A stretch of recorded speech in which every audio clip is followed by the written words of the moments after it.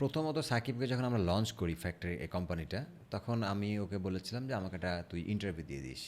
Interview দিয়ে দিয়েছে, কোনো কথাই বলে না। নর্মালি ও একটা ইন্টারভিউ দিতে গেলে অনেক টাকা নেয়, আমাকে দিয়ে দিয়েছে, কারণ অ্যাজ এ কলিগ হিসাবে, ফ্রেন্ড হিসাবে সে দিয়েছে।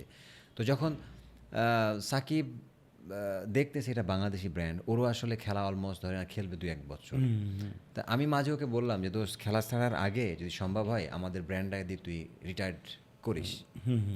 তো বলছে হ্যাঁ আমি খেলবো। ওকে। তো লাস্ট হয়তোবা 2 উইকস আগে আমাকে ও টেক্সট পাঠাইছে যে আমার কন্ট্যাক্ট শেষ কুমার সাথে, আমার সাথে কথা বলতে পারিস। তো ওর কথা শুনে আমার কাছে একটু অবাক লাগছে যে ওর সাথে কীভাবে কথা বলবো, আমি কত টাকার অফার দেবো। আমি নার্ভাস ছিলাম। তো তখন আমি বললাম যে দোস্ত, আমি তোরে কত টাকা বলতে পারি আমাকে বল। কই আমার টাকা লাগবে না।